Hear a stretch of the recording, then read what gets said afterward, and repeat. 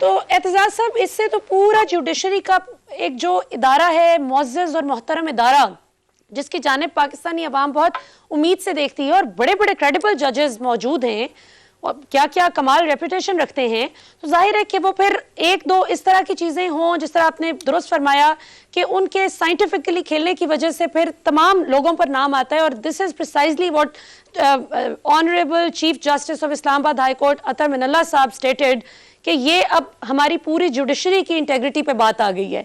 अच्छा एतजाज साहब, आपने माजी में भी, जाहिर है कि आपका तो एक उम्र गुजरी है इस पूरे फील्ड में, क्या आपने कभी देखा है कि इस तरह कोई एक रिटायर्ड जज दूसरे रिटायर्ड जज के हवाले से ऐसा एफिडेविट जमा कराए या कोई ऐसी इल्ज़ाम तराशियां करें? क्या आपके करियर में कोई ऐसी मिसाल भी हमें मिलती है जो इस बार हुआ है और सियासत पे असरअंदाज होने की कोशिश की गई है? नहीं, इस तरह तो नहीं हुआ, लेकिन जजेस में तसादुम तो बड़ा देखा है, बड़ा देखा है तसादुम। तो जाज अली शाह साहब के वक्त में, और वो भी इन्हीं ने करवाया था मियां नवाज शरीफ ने, और इन्हीं के इमाम पे वो हुआ था। बहुत तसादुम हो गया था, 5 जज एक तरफ बैठ गए थे, 10 जज एक तरफ बैठ गए थे और दोनों बेंचेस एक दूसरे के खिलाफ ऑर्डर कर रहे थे, ये वो। पर मैं ये अर्ज कर दूं, ये जजेस को भी ये ज़हन में रखना चाहिए कि मियां नवाज शरीफ ने, जब मैंने कहा ना साइंटिफिकली एक्ट किया है जुडिशरी से मुतल्लिक, मैं उसकी मिसाल देता हूँ। और जो फैक्ट है कम अज कम 5 सुप्रीम कोर्ट के जजेस को मियां नवाज शरीफ उनकी रिटायरमेंट के बाद सेनेट में ले जा चुके हैं। अफजल लोन साहब, डॉक्टर जावेद इकबाल साहब, ये तीसरे रफीक तारड़ साहब को तो वो ले गए ऊपर, सदर बना दिया। फिर एक सीट उन्होंने रखी उनके लिए, रमदे साहब के लिए, उस पे उनके एक रिश्तेदार बड़ी very bright and very good senator पर बैठी हैं, और सीट तो इनकी थी। फिर इन्होंने एक सुप्रीम कोर्ट के जज को पीसीबी का चेयरमैन भी लगा दिया। अब एक सुप्रीम कोर्ट के जज को क्या पता कि शॉर्ट लेग क्या होती है, लॉन्ग ऑन क्या होता है, लॉन्ग ऑफ क्या होता है, सिली पॉइंट क्या होता है, गली क्या होता है, बिल्कुल सही, थर्ड मैन कौन सा होता है। ये मतलब है, वो उसको लगा दिया चेयरमैन पीसीबी। ये देखे ना किस तरह रिटायर चुके हो चुके थे, इसलिए कोई कह नहीं सकता कि आप ये गलत इनको, ये मतलब कोई रिश्वत दे रहे हैं या कुछ, वो तो रिटायर हो गए। पर उन्होंने नवाज शरीफ के हक में बहुत बड़ा फैसला दिया हुआ था। तो ये फॉर सर्विसेज रेंडर्ड अमूमन कहते थे लोग कि ये हुआ है। एक साहब को फिर प्रेसिडेंट बनाना चाहा इन्होंने, सुप्रीम कोर्ट के जज साहब को, उनको फिर प्रेसिडेंट बनाया। अब अपनी पार्टी की तरफ से नॉमिनेट किया, वो हार गए जब सदारती कॉन्टेस्ट, तो उनको गवर्नर सिंध लगा दिया। अब इन जजेस का क्या काम है, क्या ताल्लुक है किसी मुस्लिम लीग नवाज से या किसी सियासी जमात से, किस तरह हो सकता है? पर ये गैर सियासी लोग भी जाके सियासी सीटों पे मियां नवाज शरीफ की नवाजी हुई पे बैठते रहे हैं, जो मैं समझता हूँ इनको कतई नहीं करना चाहिए था। मैं 50 साल हो गए हैं मुझे इस प्रोफेशन में, मैंने इस प्रोफेशन के लिए खून पसीना एक बहुत कुछ दिया है, इसकी इंडिपेंडेंस और इंटेग्रिटी के लिए। और अब मैं देखूं कि कभी ये कहा जाए कि ये जज साहिबान को इन्फ्लुएंस करते हैं मियां साहब, वो कर लेते हैं क्योंकि मियां साहब ने बड़ी इनायात की हुई है, इन जज साहिबान पे नहीं की होंगी, पर जुडिशरी को फोकस करके उस पर की है। और वो हर एक को तवक्को लगी रहती है कि चलो मैं रिटायर हो गया तो बाद में अगर मियां साहब के हक में केस किया तो ये भी फायदा हो जाएगा, वो भी फायदा हो जाएगा, कुछ तो होगा फायदा। तो मियां साहब आप देखें, एक मुजरिमों के अदालत के रूबरू पेश हुआ हुआ, सबमिट सरेंडर किया हुआ मुजरिम वो अदालती की तंग गलियों से निकल के अदालती निजाम की आज लंदन में बैठा है और वहां से ना मतलब उसकी बेल है ना कुछ है, वहां लंदन में बैठ गया।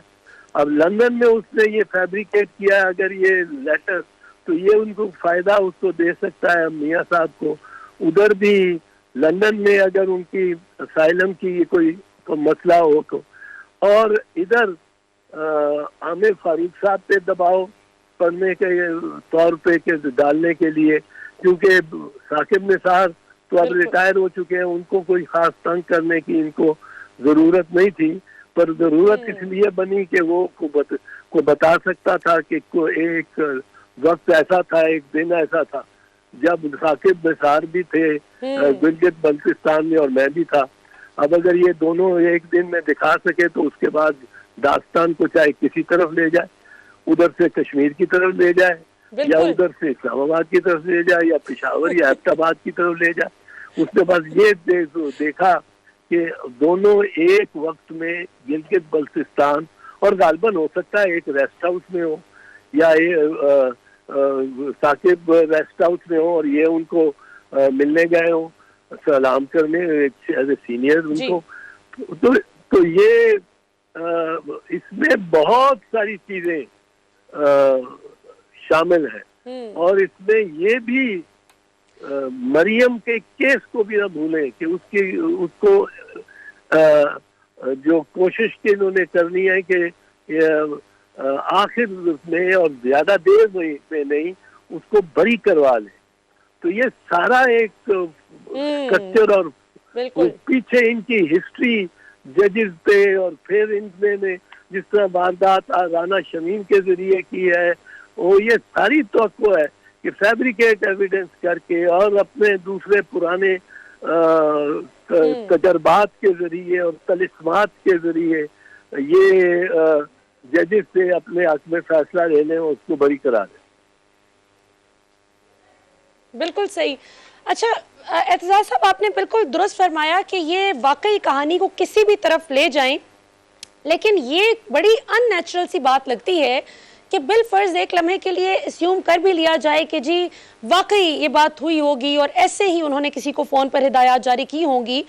तो ये भी कितनी अननेचुरल बात है कि वो इनके सामने ये बात कर रहे थे, मतलब इंतजार कर रहे थे कि वो तशरीफ लें राना शमीम साहब और फिर वो ये हिदायत जारी करें। जी बिल्कुल मलिया, बिल्कुल ठीक कह रही हो। ये एक्चुअली सर्कमस्टांशियल एविडेंस जो होता है ना, वो सर्कमस्टांसेस सारे देखने पड़ते हैं। उसमें अदालत को सारे सर्कल कि किस माहौल में किस नौयत के जो इर्द गिर्द के हालात थे, जो लोग थे, क्या ये चीज हो सकती थी इस माहौल में, तो ये नहीं हो सकती थी।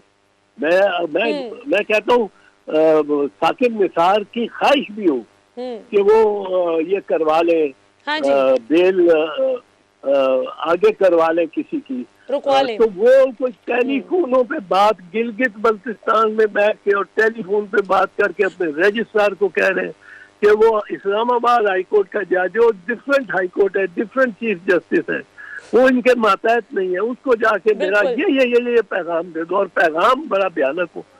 तो ये तो boggles the mind, really boggles the mind. पर मैं आपको ये बताऊं, ये चीज एब्सोल्युटली नहीं, आप बताएं। जी जी नहीं सर प्लीज आप फिनिश करें। अच्छा नहीं, मैं ये कह रहा हूँ यही जो चीज है ना, ये तो बॉगल्स द माइंड, और अदालत में ये सब कुछ देखना होता है। और ये मियां साहिबान की ये भी एक इनकी इनका तरीका कह ले, इनका तरीका ये है कि डॉक्यूमेंट को या किसी सबूत को ये पेश कर देंगे पब्लिक में, प्रेस कॉन्फ्रेंस भी कर देंगे प्रेस, लेकिन उसको साबित करने के लिए अदालत में कभी पेश नहीं करेंगे कि इसको सबूत के तौर पे अदालती और वकालती और कानूनी अंदाज से किया जाए। मसलन इन्होंने वो टेप जब जज मलिक अरशद की वो जब पेश की अरशद तो मलिक 10 जी। बैठे हुए थे मुस्लिम लीग के वो आला तरीन अफराद, मरियम बीबी थी, उनके साथ एक तरफ शहबाज शरीफ थे, दूसरी तरफ फॉर्मर प्राइम मिनिस्टर ये अपने शाहिद खान अब्बासी थे, फिर ख्वाजा अब्बासी साहब, थे, बिल्कुल। फिर ख्वाजा वो जो आसिफ थे, फिर ये सारे बैठ के और इन्होंने कहा कि ये एक फिल्म चल रही है, वीडियो, ये इसमें देख ले, कन्फेस किया है, इतराफ किया, इकबाल किया मलिक अरशद ने। तो वो अब मैंने ये कहा उसी वक्त का कि अगर ये टेप जी ये जमा करा देते हैं अदालत में तो मियां साहब तो बड़ी जल्दी बरी हो जाएगा, एक दिन में आएगा बात, जमानत तो एक दिन में होगी। और ये बिल्कुल। मुस्लिम लीग को करना चाहिए, पर ये गए वो, इन्होंने उसको पेश किया किसी अदालत में आज तक, क्योंकि वो फैब्रिकेशन थी उसमें। नहीं, अच्छा, फिर आप देखो बिल्कुल सही। कतरी खत, इसी तरह का एक कैलिबरी फॉन्ट, वो लेटर ही फैब्रिकेटेड था। भाई इनके साथ कोई मुकाबला कर सकता है? और फिर कोई अदालत इनके खिलाफ एक्शन इसमें नहीं लेती खुद।